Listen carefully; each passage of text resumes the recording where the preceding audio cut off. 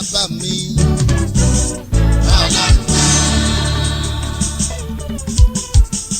Ọba tí ń gbé mi borí, ọba tí ń fún mi láyọ̀, àánú mi ló ṣe. Bàbá ò bàbá lọ́rùn o.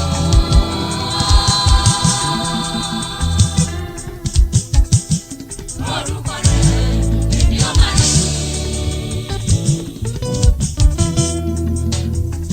Eléyìí ni mo fi ń kí yín káàbọ̀ sórí ètò wa ètò yín. Jíjẹ́ ó fún mi ọ̀rọ̀ mi ò bá tẹnu mọ́ mọ́. Mo ti sọ pé rẹ̀ ló pè mí ọ̀tọ̀rọ̀ mi kò ṣẹ̀ṣẹ̀. Bàbá rà. Ó jẹ́wọ́ fún mi. Ó ti jẹ́wọ́ fún mi ọ̀rọ̀ mi. Olúbùkọ́lá ọlọ́mọlá lélẹ́yìí. Mo ti sọ pé rẹ̀ ló pè mí ọ̀tọ̀rọ̀ mi kò ṣẹ̀ṣẹ̀.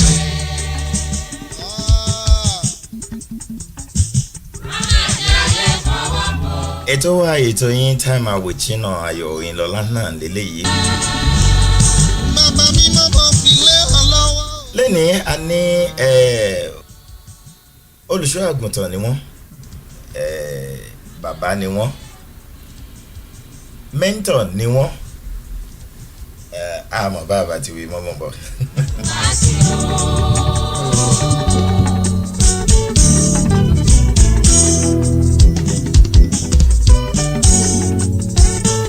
His name is Apostle Temitope Onileowo.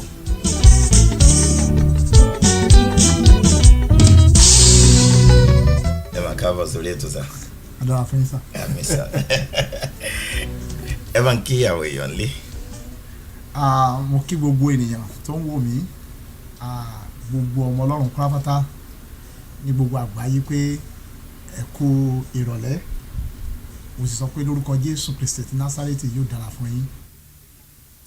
Àmín, àmín. Ẹ jẹ́ ká gbàdúrà, ẹ jẹ́ ká gbàdúrà, ẹ jẹ́ ká gbàdúrà.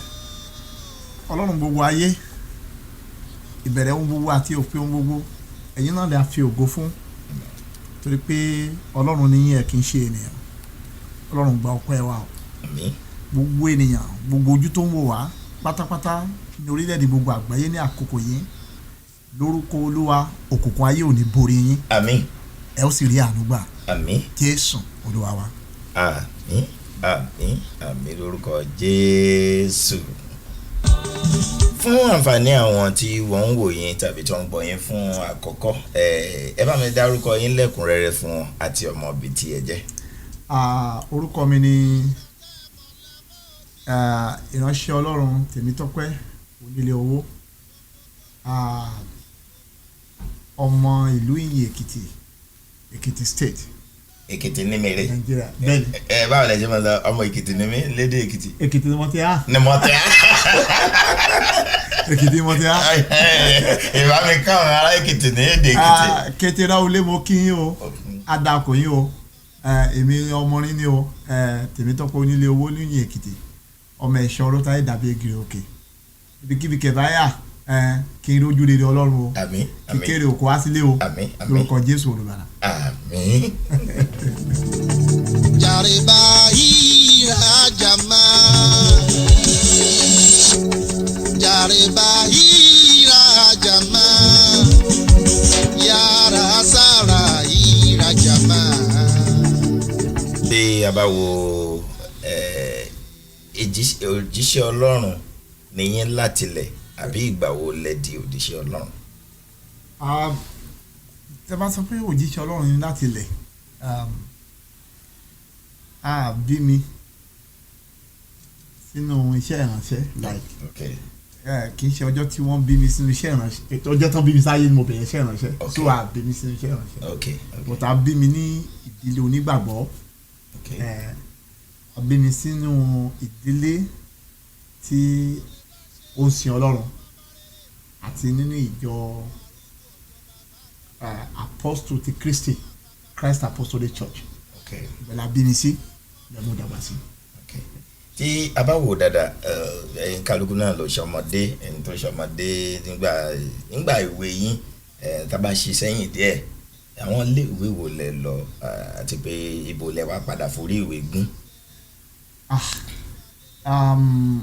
nípa oore ọ̀fẹ́ Ọlọ́run mo lọ sí ilé ìwé àkọ́bẹ̀rẹ̀ ilé ìta ń pè ní primary school ní ìlú tí mo ti wá. ẹ má dákọ̀ ẹ̀ náà dákọ̀ Ìyìn Èkìtì primary school ní àbí. láti Ìyìn Èkìtì mo lọ sí primary school mo dẹ̀ lọ Sunday secondary school mo fẹ́ máa gbórí wọ university ní Olúwa gá mi mú. pé kí ni ṣe ọbọ sí. tó fà mí padà. so tẹ̀síwájú láti ka university. mo ti máa ń sọ fún gbogbo èèyàn níbi tí mo bá ti lọ torí pé ọgbọ́n ti Ọlọ́run ni òye ti Olódùmarè ni mo ṣe fẹ́ máa gbórí yunifásitì báyìí ló ga mi lọ́wọ́ mú pé ibi tí mo fẹ́ ràn ní mi ò dẹ̀ kábàámọ̀ láti Ìbàdàn. ọmọ ilé o tẹ́ ẹ bá wí tẹ́ ẹ̀ kan bá sọ pé ẹ̀ka yunifásitì àwa yóò jiyàn. ó lè rí bẹ́ẹ̀ nítorí pé Bíbélì wípé ẹnikẹ́ni tí ọgbọ́n bá kò fún kó béèrè lọ́wọ́ Ọlọ́run tí ń fi fún ni. ṣé mọ̀ pé ẹni tó lọ sí yunifásitì ẹni tó ní PhD ẹni tó ní doctorate degree òye àti ọgbọ́n náà wá lọ. bẹ́ẹ̀ni. ṣùgbọ́n ẹni tó wá ní ọgbọ́n àti òye yẹn lọ́wọ́ ló sọ pé máa bọ̀ mo fẹ́ rán ọ níbí èmi á sì fọ́ ní ohun gbogbo tó fẹ́ ó sì fún mi bẹ́ẹ̀ni. Rock FM Radio, it's all about you. Àdàbí bí mo bá ní ẹ̀bù Àjítọ́lá àdàbí bí mo bá ní bàbá kan ní ìsọ́bá tí mo bá ní bàbá kan ní kọ̀kọ̀ o lọ́rọ̀ mi ò níyè pérégede ìràwọ̀ yìí ò ní tàn kárí ayé láyọ̀ mi ò ní pọ̀ jọjọ ọmọ yẹn ó di dandan kó bá mi ṣe ó di dandan kó ṣe yọrí mímọ ní bàbá mi ràn lẹ́yìn ó di dandan kó bá mi ṣe ó di dandan kó bá mi ṣe ó di dandan kó ṣe yọrí mímọ ní bàbá mi ràn lẹ́yìn ó di dandan kó bá mi ṣe. ẹ̀yin náà mọ̀ kọrin sá. níwọ̀n bá díẹ̀. ọjà nìwọ́ gbé kalẹ̀ tó ń tò gbé ọjà ló gbé kalẹ̀ tó ń léwúrẹ́ tó ń lé. mo ń sọ fún àwọn èèyàn pé nígbà míì tí àwọn èèyàn bá ti rí òjíṣẹ́ Ọlọ́run wọ́n máa ń wo Jésù gangan lára òjíṣẹ́ Ọlọ́run ni ó máa ń jẹ́ kí àwọn èèyàn wo òjíṣẹ́ Ọlọ́run bí ẹni tí ń kọsẹ̀ especially nígbà tí wọ́n bá rí àwọn nǹkan tí wọ́n expect láti ọ̀dọ̀ òjíṣẹ́ Ọlọ́run yẹn bóyá wọ́n fẹ́ kéèyàn wálé ẹ̀kọ́ fún ní wọn ní gbogbo nǹkan tó níní o bóyá wọ́n expect kí obìnrin ó wà lọ́dọ̀ ẹ̀ kó juwọ́ sí ẹ pẹ̀lẹ́ kó takété sí wọn ni o bóyá ọ̀pọ̀lọpọ̀ ní àwọn nǹkan táwọn èèyàn máa ń wò ṣùgbọ́n bàbá mi àmà sọ̀rọ̀ kan ní ẹni àmúkùn ẹrù ẹ̀wọ́ ó lókè lẹ́yìn ń wò ẹ̀ wọlẹ̀ ní tí mò ń fàyọ níbẹ̀ ni wípé irú ìṣe kékeré yín irú èèyàn wo ni nígbà tẹ́ ń dàgbà. nígbà tí mò ń dàgbà mo dàgbà ní ilé onígbàgbọ́ àti láàrin àwọn èèyàn ṣe Ọlọ́run ìyá tó bí mi orin ló ń kọ olórin ńlá ni. irú orin wo ni wọ́n ń kọ. orin ìgbàgbọ́ ni. ìgbàgbọ́ náà ni orin onígbàgbọ́. ẹ rántí orin mọ́ mi yìí. mo lè kọrin kan nínú àwọn orin tí màmá mi kọ nínú ayé. bọ́sẹ̀ mọ̀ pé bí èdè Èkìtì ni wọ́n fi kọ́ àbí èdè. màmá mi lè kọrin nínú gbogbo orin pátápátá. ọ̀dà ẹja kọ ẹyọ kan nínú orin. kan nínú àwọn orin tí màmá mi kọ náà ni èmi yóò máa yìn ọ́ èmi yóò máa gbé ọ ga ìwọ ṣá máa ṣàtìlẹ́yìn mi èmi yóò máa gbé ọ ga. ara àwọn orin tí màmá mi kọ post ni. That's nice. That's nice. ó di dandan á bá ọ ṣe á ṣe. ó di dandan kó bá mi ṣe. dídàgbà gẹ́gẹ́ bí ọmọ kékeré tó ń dàgbà irú ìwà wo ni ẹ ní irú ìwà wo irú èmi kémi ọba ẹni sọ dáadáa mo ní ìwà pánlé ìgbà kéèyàn yẹ kéèyàn rán kéèyàn ṣe kankan kó rẹ́yàn jẹ nígbà wọ́n fẹ́ para mi síbẹ̀ irú èèyàn wo lẹ́yìn. mo jẹ́ èèyàn tí ó ní ìwà tútù tí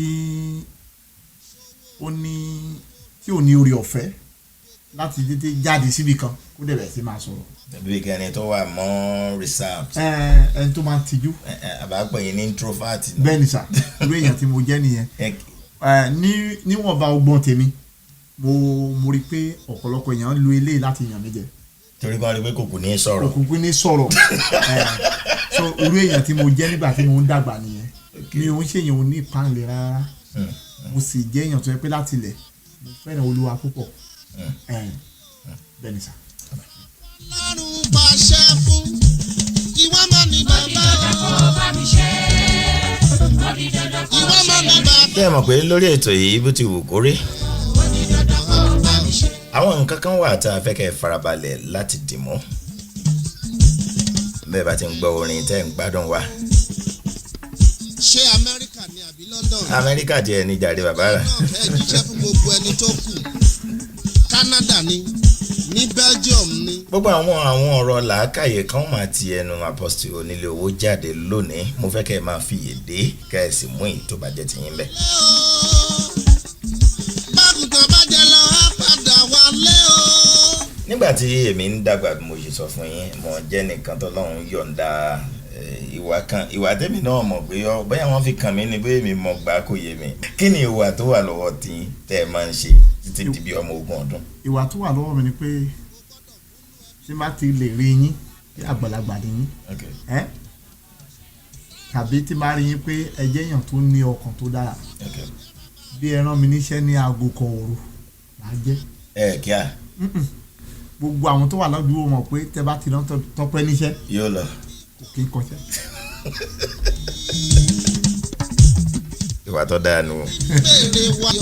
so nígbà tí ẹ bẹ̀rẹ̀ sí ní dàgbà ẹ lọ léwe ìlú wo ni ẹ gbé tẹ pẹ́ sí jù kó tó di pé wá sí ibi báyìí? ìlú tí mo gbé tí mo pẹ́ sí jù ní ìlú Èkó. ìlú Èkó níbo l'Èkó? Maryland. ìlú mèrì nù. bẹ́ẹ̀ni.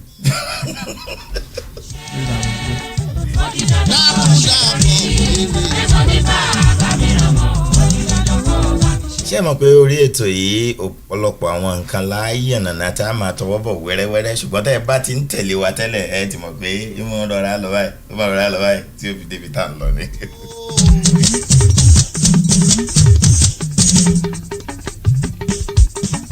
kọ̀rọ̀ mi máa mọ̀ sún ara Ẹlẹ́dùmarè rán o.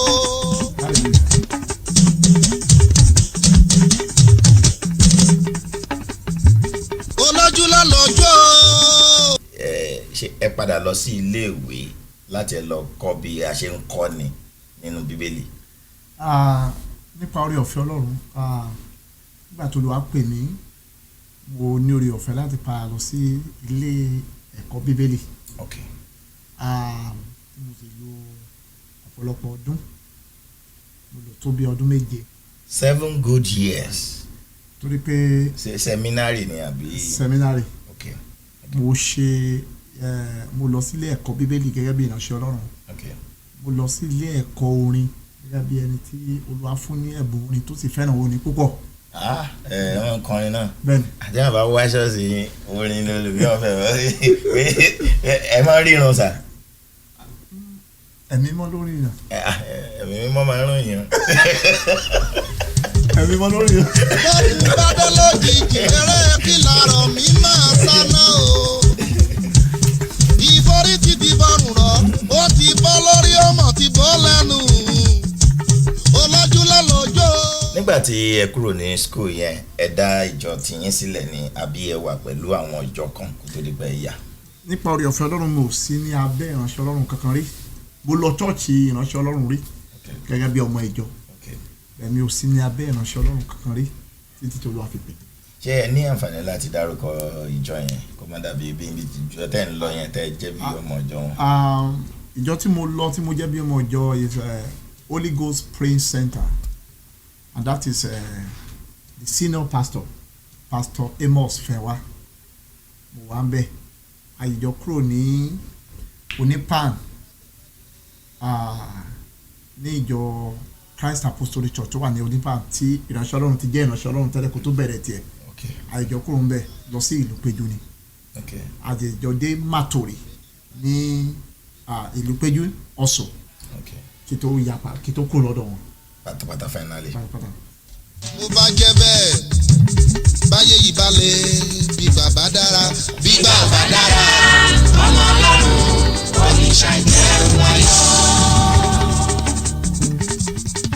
bínú mo láìkí bàbá ara yìí ni mo ṣe gbé sókè lẹ́ẹ̀kan mọ́. èmi náà fẹ́ràn púpọ̀. ọwọ́ ẹ̀yìn náà. mo fẹ́ràn púpọ̀. ìgbàgbọ́ ni mo fi mọ̀ bẹ́ẹ̀ pé ọ̀rọ̀. ẹnìkálukú ló ní ẹ̀bùn tiẹ̀ nígbà tẹ́ wà ń kékeré. àwọn ẹ̀bùn kan wà tó jẹ́ wípé ẹni tí àwọn èèyàn sì ti ń rí lára yín kó tó di pé ẹ di òjíṣẹ́ Ọlọ́run ni mò ń sọ o. irú ẹ̀bùn wo kankan ni. ẹ̀bùn tí mo ní tí àwọn èèyàn ti rí lára mi kí tó di òjíṣẹ́ Ọlọ́run méjì ni. ẹ̀bùn ìfifúnni. kí nǹkan máa give. bẹ́ẹ̀ni ẹ̀bùn ni. ẹ̀bùn yẹn èmi láìkí ẹ o. ẹ̀bùn ni sà. ọ̀dà ẹ̀bùn ìfifúnni àti ẹ̀bùn orin kíkọ. ẹ̀bùn kéèyàn máa give. bẹ́ẹ̀ni. àti ẹ̀bùn kéèyàn máa sing. bẹ́ẹ̀ni. ọ̀dà ti give ká gbé mo ti gba mọ́tò kan ní ìsìn àbí. ẹ ó sì gba mọ́tò kan. kí lè rí. ẹ ó gba mọ́tò kan. ó parí o ẹ bá ń dúpẹ́ lọ́wọ́ ẹ bá ń dúpẹ́. hallelujah. ẹ jẹ́ ń gbé orin bàbá ara yìí wálẹ̀ mo fẹ́ gbọ́ ohun yín gangan ẹ má bínú pé máìkì tiwọ̀ ẹ ṣètò lórin dé ṣùgbọ́n nígbà tẹ́ ẹ bá sọ yọ ọjà lálálá ọ̀yà ẹ bá ń gbé sókè mo fẹ́ gbọ́ orin tẹ́ ẹ compose ní tiyín gangan. 1 2 3 àmín 4 5 6 àmín 7 8 9 àmín Olúwa dákun gbọ́ àdúrà mi. Hey, I love that. Àdúrà tí mo ti gbà látọjọ́ tó ti pẹ́. Àdúrà tí mo ti gbà nígbà gbogbo. Dákun yé Olúwa. Olúwa dákun gbọ́ àdúrà mi. Ẹbí mo ti láìkí ẹ̀ ní 1 2 3 àmín 4 5 6 àmín èmi láìkí àlùjọ gẹ́gẹ́ ní àwọn onílù òde gbàngìrì gbàngìrì gbàngìrì gbàngìrì gbàngìrì. mo lè máa nífẹ̀ẹ́ láti kọrin kan fún àwọn èèyàn mi tí wọ́n jẹ́ olùfẹ́ mi. ọ̀yà ẹ jẹ́ akọ. eléyìí èmi náà ni mo compose eléyìí. kí Ọlọ́run mi kí ó dìde kí a sì tú àwọn ọ̀tá mi ká. Kí àwọn tí ó kórìíra mi pẹ̀lú kí wọ́n sì sá lọ níwájú mi. Bí èéfín ti ń fẹ́ níwájú afẹ́fẹ́ bẹ́ẹ̀ nìkan fẹ́. Bí orí ti ń yọ níwájú iná bẹ́ẹ̀ nìkan yọ. Bẹ́ẹ̀ nìkan bá lóhùn àdènà mi ṣé bí a sì lọ sí. Bẹ́ẹ̀ nìkan bá ní pé níbo ni màá gbà kọjá ṣé bí a sì yá rọ. Ọlọ́run mi kí ó dìde kí a sì tú àwọn ọ̀tá mi ká. Ọlọ́run dìde tú ọ̀tá èmi náà ká o tú ọ̀tá mi ká o. Tú wọn ká Olúwa ènìyàn ibi níwájú mi. Tú wọn ká o òkùnkùn gbogbo níwájú mi. Bí orí ti ń yọ níwájú iná bẹ́ẹ̀ nìkan yọ. Bí èéfín ti ń fẹ́ níwájú afẹ́fẹ́ bẹ́ẹ̀ nìkan fẹ́. Bẹ́ẹ̀ nìkan fẹ́ o. Bẹ́nìkan bá lóhùn àdènà mi ṣé bí a sì yarọ. Ayarọ. Oh yes. Bẹ́nìkan bá ní pé níbo ni màá gbà kọjá ṣé bí a sì lọ sí. Ó máa kú pátápátá ni. Ọlọ́run mi kí ó dìde kí a sì tú àwọn ọ̀tá mi ká.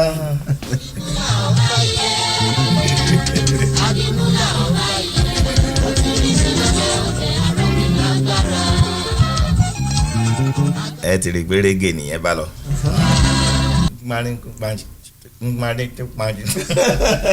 Bàbá mi kí bàbá òkè.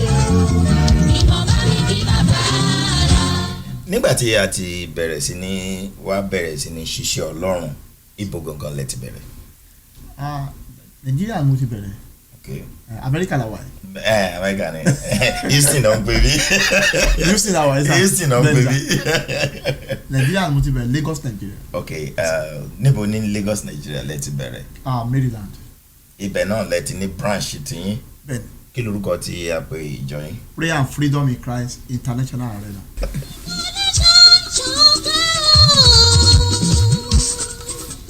Mo ń bọ̀ wá láti wá béèrè kí ni philosophy tiyín nílé ayé.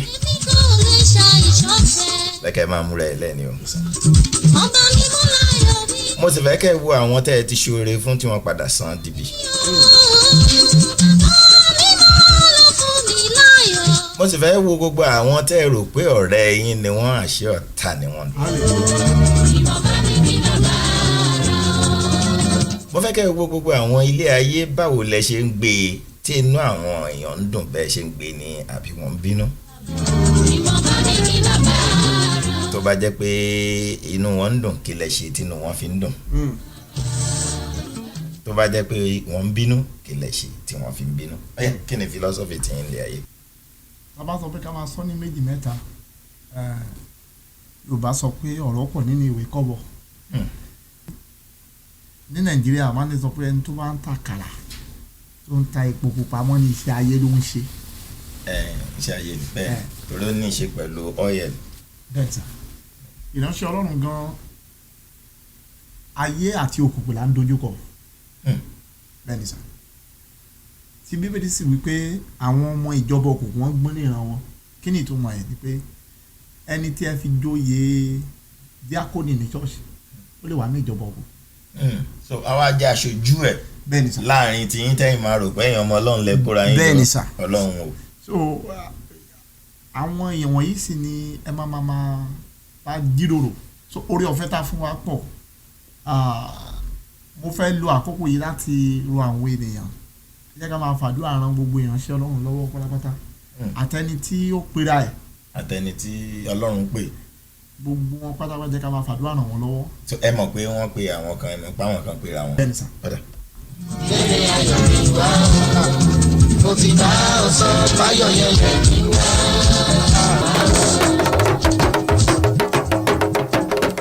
ní Ṣàgámù la fi kalẹ̀ sí Cock FM Radio. gbogbo ẹ̀ torí tiẹ̀ ni o. tí èèyàn bá ń ga oríṣiríṣi nǹkan ní mọ̀ bá ní ga ìsáyédà kí ìbínú ọmọ bá ní ga kí ìdùnnú kó máa bá ní ga tàbí ìwà táwọn èèyàn ń hù sí ni kó máa bá ní ga ó máa wá máa rìflẹ́tì nínú ìṣe àti ìhùwàsí èèyàn nígbà tẹ́yìn ń ga tẹ́ ní àwọn ìjọ káàkiri sá àwọn ìdojúkọ wo ni ẹ dojúkọ sá. nígbà tí mo ga àwọn tó ń bá mi ga náà ni pé mo jẹ́yàn tó yẹ kó máa ń kó èèyàn mọ́ra mo rí pé mi ò lè filẹ̀. You want everybody around you. bẹ́ẹ̀ni sà. All right. even nígbà tí mo di ìránṣẹ́ Ọlọ́run tí agbára dé tí àṣẹ jáde ìkónimọ́ra tèmi kì í ṣe nípa ẹni tí pé sísà yín fèdè fọ̀ or brother yín fèdè fọ̀ ìkónimọ́ra tèmi gbogbo ènìyàn tí bá ti rí ni yóò ní ìránṣẹ́ Ọlọ́run tí mo lè sọ pé ọ̀rẹ́ mi ni. kí ló dé. ọ̀pọ̀lọpọ̀ ìránṣẹ́ Ọlọ́run lè sọ pé ọ̀rẹ́ mi ni àkóso nílẹ̀ wọn. àwọn tó jẹ́ ọ̀rẹ́ mi ni àwọn aláìní àwọn less privileged people. àwọn tẹ́ ẹ lè gbé sókè tẹ́ ẹ lè ràn lọ́wọ́. mo ní wọn káàkiri ọ̀pọ̀lọpọ̀ ní wọn sì ní àwòkọ́ṣe mi ni wọ́n fi ń sin Ọlọ́run. Cock FM Radio, it's all about you. bàbá rẹ lẹ́yìn o. Yorùbá ní súnmọ́ ni àmọ̀ṣe ẹni ọ̀pọ̀lọpọ̀ ò súnmọ́ yín tí wọ́n fi sọ̀rọ̀ èèyàn tẹ́ ẹ jẹ́ tí wọ́n kàn wò yín tí wọ́n ẹ̀ ṣe nǹkan tán kàn rò pé ní tí wọ́n máa ṣe rè. ní ẹ wo sà ìbéèrè tẹ béèrè yẹn ó ní agbára púpọ̀ jù ní ọ̀pọ̀ rẹpẹtẹ ṣé mo pé mi ò bẹ̀rẹ̀ iṣẹ́ ìránṣẹ́ mi níbi àti dé. Okay. mo bẹ̀rẹ̀ iṣẹ́ ìránṣẹ́ mi láti Nàìjíríà. All right. mo sì ti di ọkùnrin kì í ṣe nínú ara ṣùgbọ́n nínú Olúwa kí tó wọ Amẹ́ríkà. Okay. nígbà tí mo wọ Amẹ́ríkà ọ̀pọ̀lọpọ̀ èèyàn mọ̀ mí. wọ́n ń wò yín pé. ẹni tó wà yìí ọmọ kékeré ni. orí láńjà ó sì fine boy. so nígbà tí mo wọlé àbẹ̀rẹ̀ iṣẹ́ ìránṣẹ́ agbára Ọlọ́run jáde. agbára Ọlọ́run jáde a tún ní orí ọ̀fẹ́ nípa ẹ̀bùn díẹ̀. so ọ̀pọ̀lọpọ̀ èèyàn ló wọlé wá and láti rí èèyàn tó nírú ẹ̀bùn bẹ́ẹ̀ tó sì jẹ́ ọmọ kékeré àwọn èèyàn bẹ̀rẹ̀ sí ń sọ oríṣiríṣi. irú oríṣiríṣi wo ẹ ṣe lórí ètò ẹ sọ ohun tó bá jẹ́ kó bá wà ń bẹ̀ gangan. ẹ jẹ́ kí n wá sọ fún yín sà nǹkan méjì màá sọ fún yín lónìí. All right. ṣẹ́rí sà Bíbélì sọ pé ẹ má ṣe dá ni lẹ́jọ́ nítorí pé a kì yóò dá yín lẹ́jọ́. bẹ́ẹ̀ni. mi ò kí ń condemn èèyàn láíláíláíláí. that's fine. tí n bá condemn èèyàn a jẹ́ pé mo ti rí Tán. ojú mi méjèèjì pátápátá mo sì ti dìímú tí ò ní jẹ́ pé o mú fò torí pé ayé tá a wà yìí asán ni sá. Nǹkan àkọ́kọ́ tí wọ́n rí ni pé wọ́n rí pé báwo lọ́lọ́run ṣe lè máa lo èèyàn báyìí kó tó ṣe báyìí ó ti rí bẹ́ẹ̀.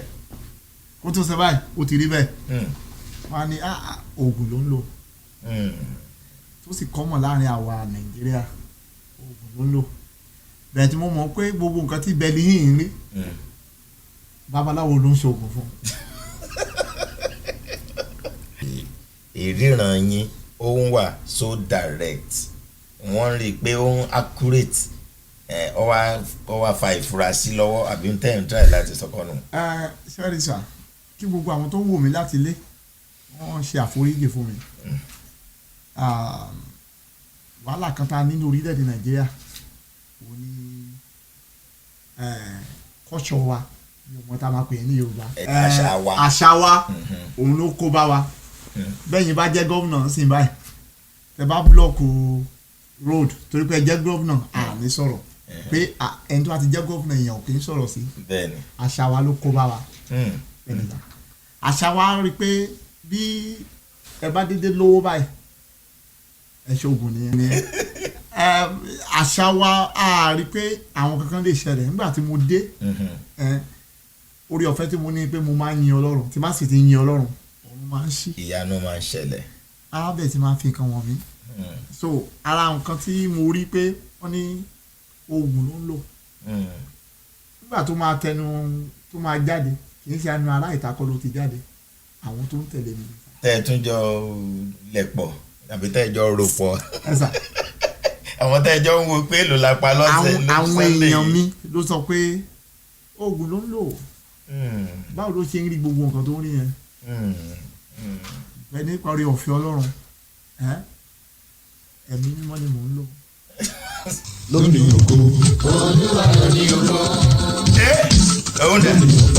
Olúwa lónìí ọpẹ́. Olúwa lónìí ògo. Cock FM Radio, it's all about you. ó ní tí o bá ti fi mí sílẹ̀ lẹ́ẹ̀kan ó ní ìyàn gàn mí. bẹ́ẹ̀ni.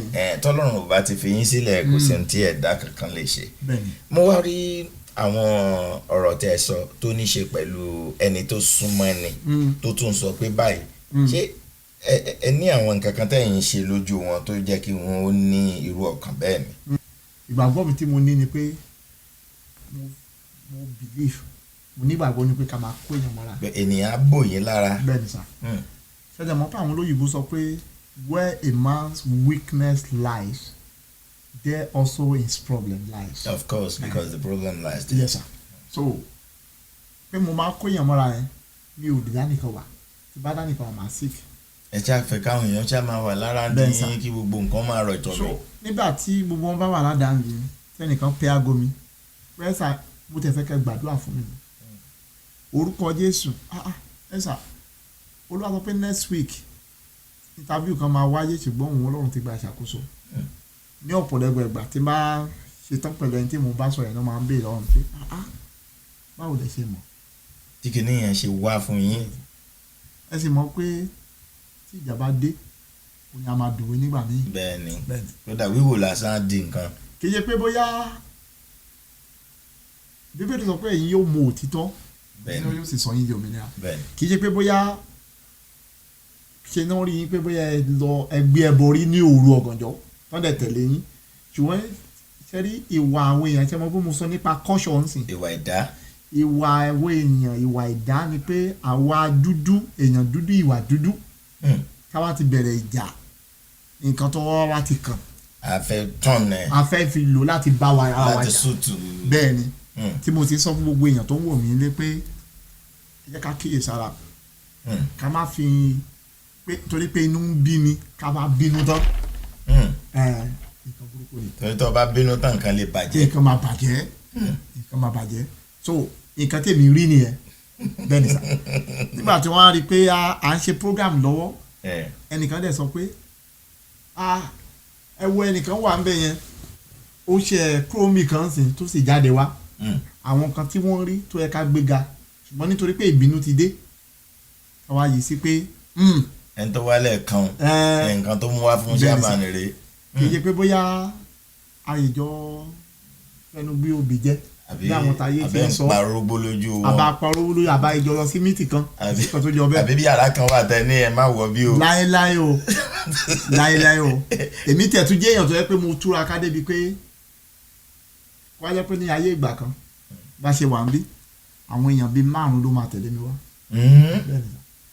Nígbà tí mo mọ bí ayé ṣe rí ní Amẹ́ríkà ni mo wá sọ pé mi ò ṣe mọ́. ẹni sùúrù o.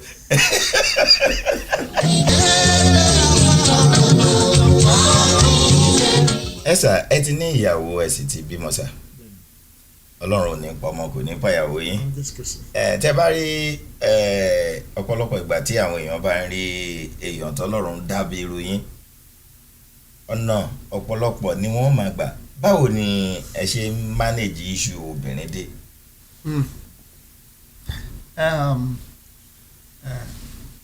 mo gbàdúrà lórúkọ Jésù question tẹ́ bẹ̀rẹ̀ yẹn ẹ̀mí yá gùn sá. àmín o àmín Ọlọ́run. ní kú nísìnyí. àmín Jésù. lórúkọ Jésù Kristi. àmín. ṣẹ́rí sá ọjọ́ tí Ọlọ́run wá pèèyàn sínú iṣẹ́ ìrànṣẹ́ ọjọ́ yẹn ni ọjọ́ agbára ọjọ́ tí èèyàn make the best decision and the most dangerous decision. ẹ bá wò ó báyìí ẹ rí i pé ní orílẹ̀-èdè Nàìjíríà ń sìn báyìí ọ̀rọ̀ kan ń lọ lọ́wọ́ báyìí. bẹ́ẹ̀ ni lórí ilé ìpàrọ̀ èèbù. ṣẹ́rí iṣẹ́ Olúwa iṣẹ́ tó ní agbára ni o. ọgbọ́n wo lẹ́yìn ń dá sọ́rọ̀ àwọn obìnrin dé báwo lè ṣe manage àbí wọn ò tí ì gbé wá fún yín ni. Ọlọ́run ògo yẹ ọ́ o. ó yẹ ó bàbá. Ọlọ́run ìyìn yẹ ọ́ o. Ìwọ lọ́lọ́run ìgbàlà mi mo mà dúpẹ́ o. èmi náà dúpẹ́ tèmi o mo dúpẹ́ tèmi o. ṣẹ́rí tí Ọlọ́run bá pè ìránṣẹ́ Ọlọ́run ìránṣẹ́ Ọlọ́run tó wá ti ní ẹ̀bùn dandan ni kí obìnrin wá o. obìnrin gbọ́dọ̀ wá. obìnrin máa wá o. àfi tí yóò bá sẹ́fún bẹ́ẹ̀ lógo. àánú ni o. kí jẹ́ ṣe gbogbo èèyàn kó lórí àánú gbà o. ṣẹ́rí ẹni táṣẹ sọ̀rọ̀ ẹ̀ tán yìí. ṣẹ́rí nǹkan tó ṣẹlẹ̀ sí ọ̀pọ̀lọpọ̀ àwọn èèyàn jàǹkàn ni wọ́n ti ṣubú sínú irú ẹ̀ṣẹ̀ bẹ́ẹ̀. ẹ sà ibi tí òbí ni ò bá ti yọjú sí ibẹ̀ ò tí ì pé ẹ má jẹ́ kán tàn yín sà. àwọn ni iyọ̀ ayé. ìránṣẹ́ Ọlọ́run ni mí. Maria Magdalene is the first apostle ladies apostle very powerful. ẹ jẹ́ ká ka ìrìn àjò ẹ̀ bó ṣe rí nígbà tí Jésù tó pàdé Jésù tí Jésù mú revive ẹ̀ bẹ́ẹ̀ni tó di ọmọ Ọlọ́run Bible sọ pé Peter and Maria Magdalene wọ́n máa ń jà ní gbogbo ìgbà nítorí pé ó rí i pé Jésù àti Maria Magdalene wọ́n close. hallelujah baba. hallelujah. bàbá mi dákun gbà mí o. gbà mí Olúwa. Jésù mi dákun gbà mí o. ìwọ ló dá mi má dá mi lásán o. kì í tẹ̀mí kó má ṣe ṣòro ṣe. ta ni mo ní o ta ni mo mọ̀ ta ni mo lè fọ̀rọ̀ mi lọ. ta ni mo ní o ta ni mo mọ̀ ta ni mo lè ké sí o. Jésù mi dákun gbà mí o. wọ́n ní ẹni tí ó purọ́ mọ́ ni tí ó kò ní lójú kí Ọlọ́run Olódùmarè kó má jẹ́ kí àríro wọn. alẹ́ ni tá a ṣẹ̀ tó nípa àṣẹ òun tó sì tún dúró tó tún sọ pé ẹ̀ṣẹ̀ tó ṣẹ̀ mí rèé. àwa tú ojú oorun a tú ojú ayé a rí wípé gbogbo ohun tí ń wí kò tiẹ̀ jọ tó tiẹ̀ kọjá láyé mi rí.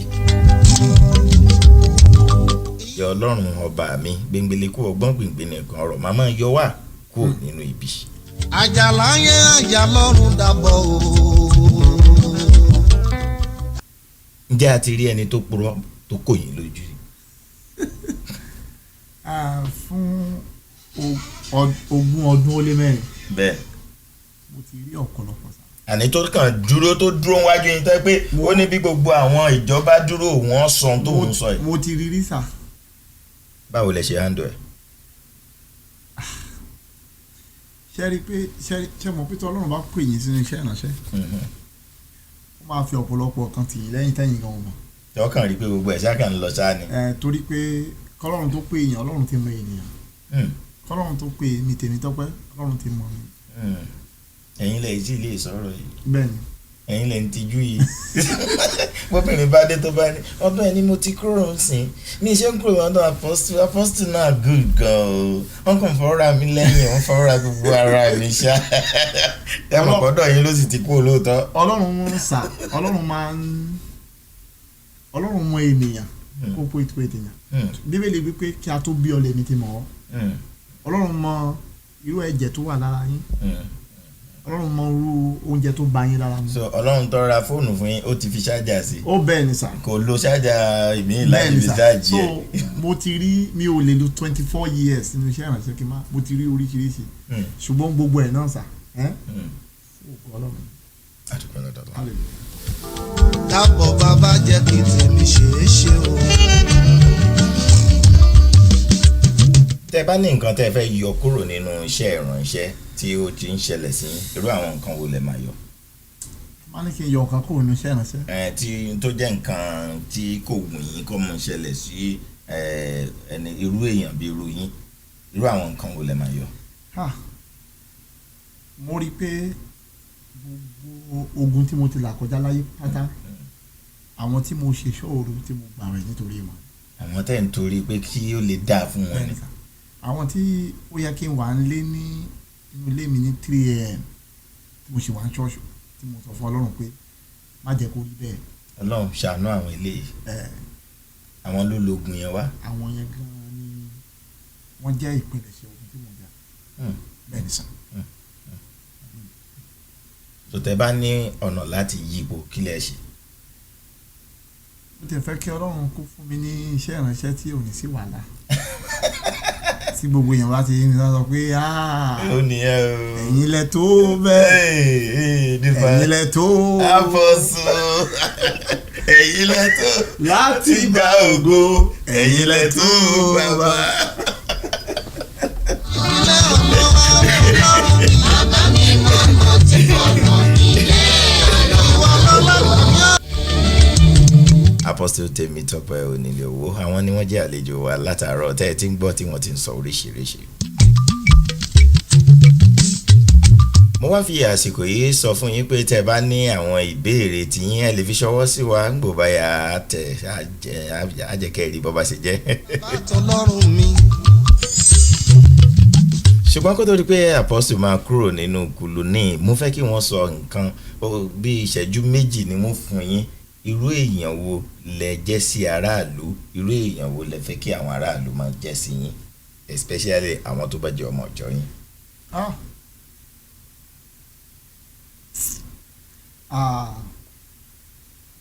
Olúwa ló rán mi Olúwa ló rán mi èmi ajíṣẹ́ ò tẹ́lẹ̀ dá rán mi èmi kò ní bẹ̀rù báyé ń gbógun béṣù bá ń dìtẹ̀ mo wí Olúwa ló rán mi Olúwa ló rán mi èmi ajíṣẹ́ tẹ́lẹ̀ dá rán mi èmi kò ní bẹ̀rù. Ohun tí mo fẹ́ kí àwọn èèyàn jẹ́ sí mi. bẹ́ẹ̀ ṣe fẹ́ kàn jẹ́ sí mi. ni pé gbogbo àwọn tí Ọlọ́run kó lé mi lọ́wọ́ àti gbogbo àwọn tó ń lérè ọ̀fẹ́ láti pàdé mi nínú ayé torí pé kò ní jẹ́ fún ìgbà púpọ̀ ni pé kí wọ́n má jẹ́ kí ọgbọ́n kó fi wọ́n lẹ̀ ohun tí mo túmọ̀ sí náà ni pé tọgbọ́n bá fi wọ́n lẹ̀ wọ́n á kọlù mí kì í ṣe nípa bí ṣọ́ọ̀ṣì ṣe tóbi sí àbí owó tí a ní mo mọ̀ pé májẹ̀mọ́ Ọlọ́run wà pẹ̀lú mi That's it. kí ẹnikẹ́ni kó má kọlù mí kí n lè ráyè Iṣẹ́ tọ́lọ́run iṣẹ́ náà. tí Olúwa rán mi. Torí téèyàn bá kọlù yín yóò fa ó máa ẹnìkan máa kọlù mí ó máa di iṣẹ́ tí ó yẹ kí n jẹ́ fún àwọn 100 lọ́wọ́. ẹ máa wá gbọ́ èyí tó kọlù yín ẹ ní ráyè mọ́nítọ̀ mi ò ní àwọn tó kù wọn wà ní problem. bẹ́ẹ̀ ni sà. ìyẹn náà pé ẹ fi mí lẹ̀ ẹ jẹ́ ráyè jíṣẹ́ mi.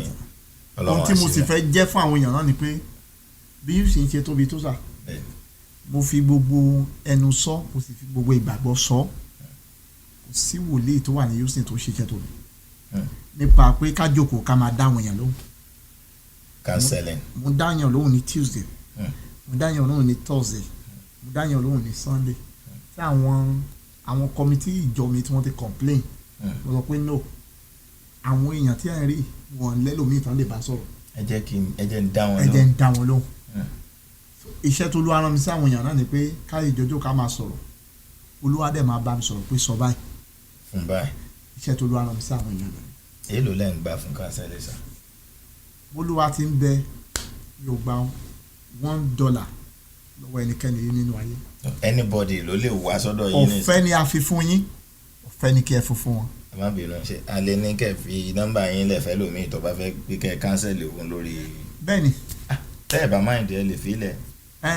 fún gbogbo èèyàn tí ó fẹ́ gbóhùn Ọlọ́run tó sì ń fẹ́ àdúrà nọ́mbà mi ni 281-912-4740 lẹ́ẹ̀kan sí 281-912-4740. eléyìí ní í ṣe pẹ̀lú ẹ̀yin fúnra yín most of the time tẹ́yìn kan bá ti dé tó bá ti wólẹ̀ ẹ gbàdúrà fún mi tẹ́ ẹ bá ti gbàdúrà tán ẹ máa rí nǹkan kan sí ẹ nìyẹn ṣé gbogbo ìgbà lọ́lọ́run bá yín sọ̀rọ̀ ni àbí Ọlọ́run ti sọ fún yín pé nìyẹn ó wà tẹ́lẹ̀ tó ti sọ ohun tí ó ṣẹlẹ̀ fún yín tẹ́ ẹ ti mú dání. ìbéèrè tó ní agbára rẹ̀ ṣe rí bí Ọlọ́run bá ti fún yàn ní ẹ̀mí mímọ́ kí n sọ bẹ́ẹ̀ ẹ̀mí Ọlọ́run wà pẹ̀lú láìsí ìrònú pé wàdà kí nìyẹn túmọ̀ sí náà ni pé bọ́lọ́run bá ti fún yàn nìkan Ọlọ́run kì í ṣe ènìyàn tí ó gbà padà èmi ni màá fún yín mọ́tò báyìí ọjọ́ tí èmi pẹ̀lú yín bá ń jà máa sọ pé mo wá gbé mọ́tò ẹ̀ fún mi padà. in fact mo ní ìdẹ. ń sìn Ọlọ́run kì í ṣe bẹ́ẹ̀ bí ẹ̀mí Ọlọ́run bá ti wà pẹ̀lú èèyàn sà even bí a ṣe ń sọ̀rọ̀ yìí Olúwa lè máa bá mi sọ̀rọ̀ nípa èèyàn tó wà ní Hong Kong. tẹ́ ẹ̀ tí rí tẹ́yìn tẹ́ ẹ̀ tí mọ̀. bẹ́ẹ̀ni Ọlọ́run lè máa bá mi sọ̀rọ̀ ní Germany pé ẹnìkan wà ní Germany lọ́wọ́lọ́wọ́ tó bá fẹ́ ni o tó bá wu Ọlọ́run ni o kì í ṣe nípa agbára wòlíì ò ríran nípa agbára ẹ̀ ó ríran nípa oore ọ̀fẹ́ Ọlọ́run. bẹ́ẹ̀ni sọ. tó wá fáwọn ṣàgbára òkè lè máa kọrin yìn òun lógo ni.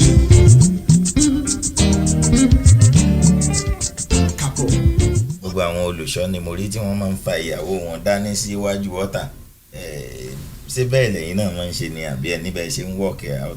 bẹ́ẹ̀ náà ni mo máa ń ṣe kò yí padà ṣùgbọ́n fọ́tò mọ́ mi náà. ìyàwó mi jẹ́ ọ̀tọ̀ ẹ̀ pé ó ní iṣẹ́ tiẹ̀ tó ń ṣe. ewu lẹ láìkí ká máa gbé. èmi ni wòlíì òun ṣe wòlíì. so kí kálukú di sẹ́ẹ̀mù. bẹ́ẹ̀ ni sà. ẹni Ọlọ́run gbé kọ̀dá Ọlọ́run ló. èmi ni wòlíì. orúkọ rẹ̀ èmi yóò máa yìn. òun ni ká jẹrọ pẹ́ lẹ́nu. àmọ́ òfòrò fún ọ̀jẹ́.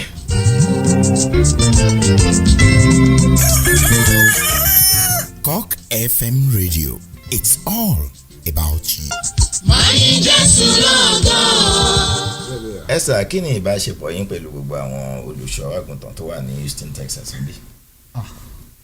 ọ̀rọ̀ ńlá lẹ́tún béèrè yẹn sà látìgbà tá a ti ń sọ̀rọ̀ lórí ètò yìí mo ń tọ́ láti hold ara mi àwa ìránṣẹ́ Ọlọ́run pẹ̀lú èmi náà tí mo dúró yìí àmọ́ ìdí tí Ọlọ́run fi pè wá ní Houston bíbá sà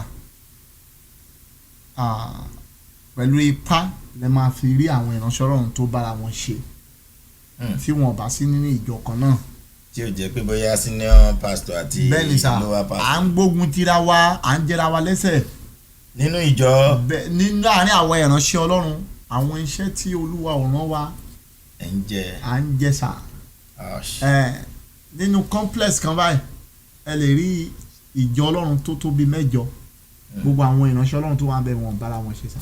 kò sí kankan tó fẹ́ràn. bẹ́ẹ̀ ni sà ohun tó ṣẹlẹ̀ náà ni pé fún èmi tí mo jókòó yìí ìgbà àkọ́kọ́ mi tí mo kọ́kọ́ wá sí ìlú yìí ní 2004 Ọlọ́run sì lò mí pẹ̀lú agbára. about 17 years ago. tí àwọn ènìyàn sì lè jẹ́rìí sí ṣùgbọ́n ohun tó ṣẹlẹ̀ náà ni pé nígbà tí mo padà wá ó di ogun ìdí náà ni pé ọmọ ìjọ tí Ọlọ́run ò fún wa là ń lé káàkiri. bẹ́ẹ̀ ni sà so nítorí ìdí yẹn àwa ìránṣẹ́ Ọlọ́run á fẹ́ sọ̀rọ̀ nípa ẹnìkan ní ọ̀nà kan kí àwọn èèyàn kan má bàa lọ sọ́dọ̀ ẹ̀ ibi tí a ti yà so gẹ́gẹ́ bí ìbéèrè yín sà kò sí àjọṣe tó dán mọ́rán láàrin àwọn ìránṣẹ́ Ọlọ́run tí Yorùbá sọ pé tó ń pè ní ìmùlẹ̀ kò sí ìmùlẹ̀ wa nínú Kristi ó yẹ kó ní agbára púpọ̀ jù débi pé òkùnkùn kò lè wọlé sáàrin wa. bí mo wá sátọ Jésù mi wá láyé mi wá tóró. ẹ má bínú pé mò ń fòrò yín látàárọ̀ mo kàn fẹ́ ká yànnà náà nǹkan yìí kó sọ yọlẹ̀ lẹ́ẹ̀kan náà nígbà tẹ́ wá rírú nǹkan bẹ́ẹ̀ ǹjẹ́ ìgbésẹ̀ kan wà tẹ́ lè ṣe láti lè jẹ́ kí ìrẹ́pọ̀ wà láàrin gbogbo àwọn òjíṣẹ́ Ọlọ́run. Ọlọ́run fúnra ẹ̀ ló lè ṣe ohun tí Ọlọ́run bá ṣe èèyàn kan ò lè ṣe sá bó ṣe ṣe láì nígbà tí ó bá ti di pé àwọn èèyàn ń gòkè tán tí wọ́n ní ọlá tí wọ́n ní ọrọ̀ ó wá di pé èèyàn ò lè sọ fún wọn pé ṣe báyìí. ó ti ń dàbí pé dádì ẹ ti ń fi ipò ọrọ̀ yẹn àti ipò ẹ gbàgbé bọ́lá. nítorí nǹkan tí mo rí ní Houston tí a wà mí ò mọ̀ nípa other state ní America òun náà ni pé ìjọ míì àjò 3 síbẹ̀ ìjọ míì àjò 10 ẹ bá bèèrè lọ́wọ́ nípa àpòsò ní owó kéde ká ṣe tó yẹ kí gbogbo wa kóra wa papọ̀. ká ní nǹkan tá a jọ ń ṣe papọ̀. torí pé à ń jèrè sí ìlú ọ̀run ni kì í ṣe sí ìlú ayé. ṣùgbọ́n nínú ọ̀pọ̀lọpọ̀ náà àwọn ìránṣẹ́ Ọlọ́run à ń jèrè sí àpò ara wa ni kì í ṣe sí ìlú ọ̀run. kì í ṣe sí ìlú ọ̀run. Olúwa sì rán wa níṣẹ́ pé ká lè jèrè sí ìlú ọ̀run ni. ṣùgbọ́n àwọn tó ń jèrè sílé ọ̀run náà ṣì wà. àwọn tó jèrè sí ìlú ọ̀run wà ó tilẹ̀ jẹ́ pé iṣẹ́ pọ̀ ní ọgbà ṣùgbọ́n alágbàṣe ò tó nǹkan. kò tó nǹkan. ìtumọ̀ rẹ o.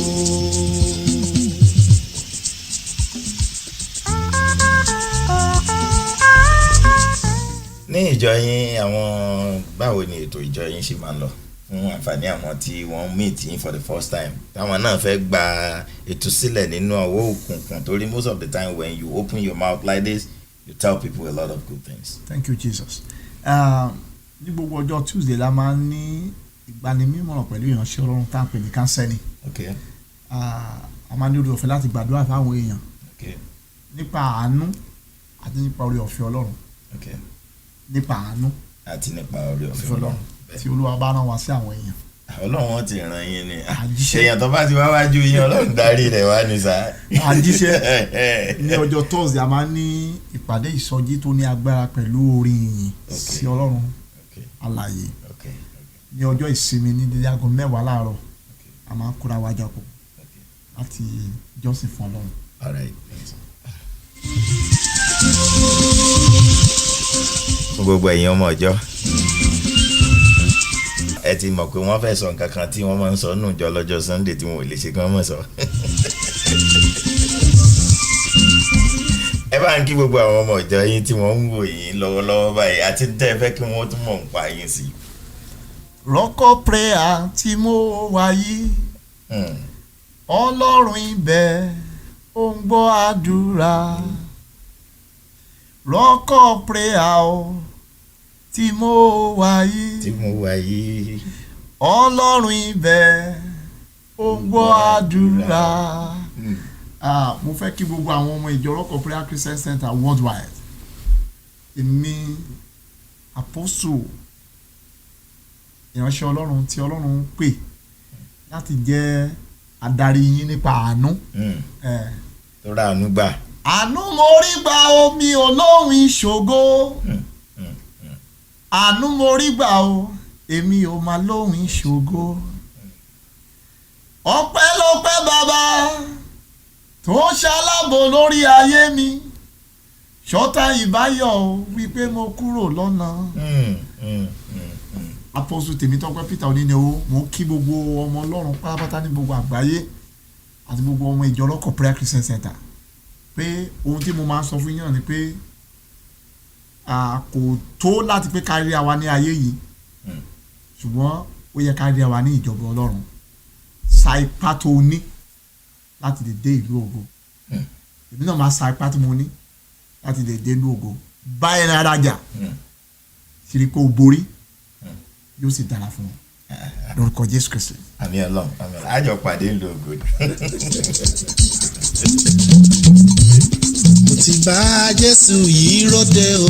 gẹ́gẹ́ bí òjíṣẹ́ Ọlọ́run sá tẹ́ ẹ bá ṣe òjíṣẹ́ Ọlọ́run irú iṣẹ́ wo lẹ bá máa ṣe. tí màá jẹ́ òṣìṣẹ́ Ọlọ́run màá fẹ́ láti jẹ́ pilot torí mo fẹ́ràn láti. ẹ máa fowó plóònù ẹ máa fọ plane ìfẹ́ mi láti lọ. kí ni nǹkan tẹ́ ẹ fẹ́ràn jù láti máa ṣe apart from ẹgbẹ́yà bíi sport àbí nǹkan míì tẹ́tù. ó máa ṣe o. èmi pẹ̀lú wọn ni yóò kọ orin ayọ̀ lọ́jọ́ náà. èmi pẹ̀lú wọn ni yóò kọ orin ayọ̀ lọ́jọ́ náà. orin ayọ̀ tí bàbá ògo orin ayọ̀ tí ra padà èmi pẹ̀lú wọn ni yóò kọ orin ayọ̀ lọ́jọ́ náà. tí n bá jẹ́ ìránṣẹ́ Ọlọ́run ohun tí màá tún fẹ́ràn láti máa ṣe náà ni pé mo fẹ́ràn láti máa kọrin. àìsà ẹni tó bá ń kọrin ọ̀rẹ́ mi. àjẹpẹ́ láìkí Fẹ́mi Johnson mu. ọ̀rẹ́ mi ni jupájupá kò gbé Jésù ga o. faramọ́ lọ́rùn bàbá ti ṣohun rere bàbá ti ń gbà. kí lẹ̀ ń wò fún ìjọ yín ní bíi ọdún bíi mélòó kan sígbà táwa yìí. Thank you, Jesus. Hallelujah. This church in Akonso na miracle e na go carry go na no go suffer lie at all. Na so e suppose to be. Na so e go be. Miracle every day, success every day. Na so e suppose to be. Mo fẹ́ kí n ní ìjọ tó tóbi sórí ilẹ̀ tó tóbi ilẹ̀ yẹn kí wọ́n á kọ́ ilé bíi room second bíi chalet kí wọ́n á gba àwọn aláìní síbẹ̀. kí kálukú máa wá gbé bẹ́ẹ̀. ọ̀rẹ́ aláìní ni mí sà. ẹ máa wá jáde ẹ máa wá yín ẹ máa. tó bá di maybe nírọ̀lẹ́ kí gbogbo wa jà kí wọ́n á jókòó sáàrin wọn kán má da ẹnikẹ́ni mọ̀ láàrin wa pé ẹni ni pásítọ̀ láàrin àwọn aláìní yẹn kí gbogbo wa bẹ̀ sí máa jẹun ká máa ṣeré nǹkan tó mo fẹ́ kọ́ lọ́run ṣe fún mi nìyẹn. Ọlọ́run ti gbà. Hallelujah.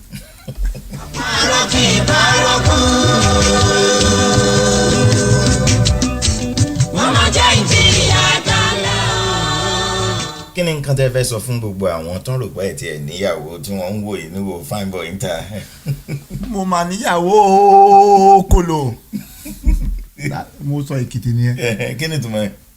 pé mo níyàwó ẹgbọ́n mi o. ẹ tún sọ náà. mo níyàwó kolo.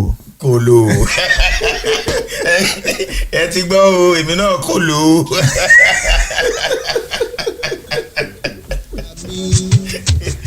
mi máa fi eléyìí ṣe lọ wẹ́rẹ́wẹ́rẹ́ ọpẹ́ pàtàkì lọ bàbá àrà tá a ti pè tó jẹ́ wa ló jẹ́ pé àwù bàbá àrà náà la gbọ́ láti bẹ̀rẹ̀ tó fi parí ọlágbára apọ́sítù ló ní bá a ṣe fẹ́ nu o láti bá wọn fẹ́ bẹ́ẹ̀ ọlọ́run ò ní ṣàlàyé má ṣiṣẹ́ nù ayé yín mọ́ ibi tó ti bá a dé kò ní dúró síbẹ̀ láṣẹ Èdùmàrè gbogbo ohun tó wà lọ́kàn yín láti ṣe ọlọ́run olódùmarè á jẹ́ kẹ́ ṣe á tún jẹ́ kẹ́ kọjá bẹ̀ àjùlọ bẹ̀ ṣé kí n sọ fún yín mò ń bọ̀.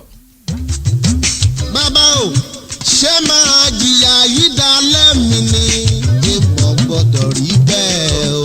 mo gbọ́dọ̀ rí bẹ́ẹ̀ kéèyàn jìyà yìí dalẹ̀ kó má délé ológo ilé ológo ẹ fi ṣèrè jẹ láṣẹ Èdùmàrè. ọlọ́run mi ò mọ́mọ́ jẹ́ ìjì. eléyìí la pè ní Cock FM kí ni nǹkan tẹ́ fẹ́ sọ fún Cock FM bẹ́ẹ̀ ṣe ń gbọ́ tí gbogbo ẹ̀ mí jìjìjìjìjìjì yìí. ẹ gbọ́ bíbélì wípé ìmọ́lẹ̀ ń mọ́lẹ̀ òkùnkùn kò sì lè borí rẹ̀ ọ̀rọ̀ jáde àṣẹ sì tẹ̀lé ẹ gbọ́ báyìí ní Olúwa wí iléeṣẹ́ yìí ò ní wọlẹ̀ àmín gbogbo ọ̀tá iléeṣẹ́ yìí wọ́n á di ọ̀rẹ́ iléeṣẹ́ yìí àmín àṣẹ lórúkọ Jésù gbogbo ibi tí iléeṣẹ́ yìí bá ti ń fọhùn gbogbo aráyé á máa gbọ́ àmín Jésù bí ẹnikẹ́ni bá wá dìde pé àní gbọ́ àní gbà Ọlọ́run kò fi wọ́n kò fi palẹ̀ mọ́. àmín Jésù Cock FM gbọ́ọ̀rọ̀ Olúwa ó yá máa gòkè àmín Jésù ìmọ́lẹ̀ ni ọ́ ò ní di òkun àmín Jésù àmín Jésù lórúkọ Jésù bí òòrùn bá yọ ó máa kárí ayé ògo iléeṣẹ́ Cock FM kó kárí ayé pátá. àmín Jésù bẹ́ẹ̀ ni Olúwa wí. àmín Jésù lọ. àmín àmín àmín lórúkọ Jésù. ìrọ̀ àlàpà ti dẹni yẹ̀yẹ́ ewúrẹ́. a máa fi lè ṣe lọ. ewúrẹ́ gorí àlàpà ó ń jó. títí dìgbà míì tẹ́ máa bá mi pàdé pẹ̀lú ògbóǹtarìgì ẹlòmíì tọ́lọ́run dá lọ́lá lásìkò bẹ́ẹ̀ àti níbi tó ń wà. àjìyà yìí dalẹ̀ mi ni.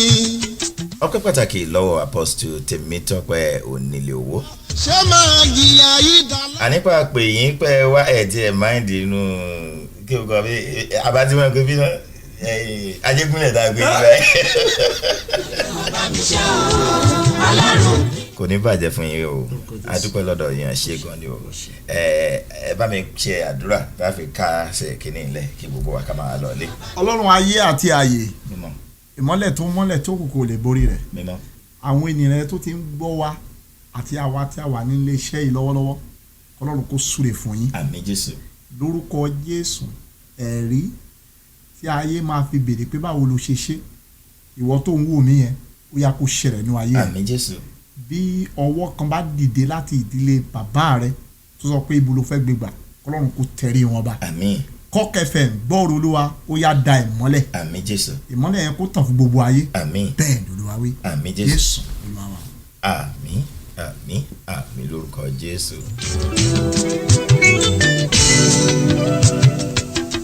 tó bá jẹ́ pé iPhone lẹ́ bá ń lọ ibi tẹ́ ti máa ń download ẹ lọ síbẹ̀ kẹ́ ẹ download Cock FM app.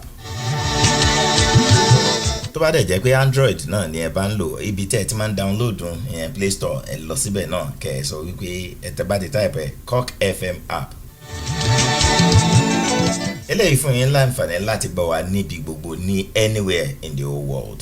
àná mi jẹ́ mi nù. adúpẹ́ lọ́wọ́ yín o pé gbogbo ìgbà tá à ń wà ń bí lẹ́yìn náà ń wà ń bẹ̀ fún wa. a mọ̀ pé tí ò bá sí ẹ̀yin kò sí àwa. ìdí rèé tá a fi máa ń fi tiyín ṣe ní gbogbo ìgbà wípé Ọlọ́run ò ní pa yín fún wa kò sì ní pa àwa náà kò ní pa wá fún yín. ìgbọ́wọ́lé àná ó dọ́lọ́mọ.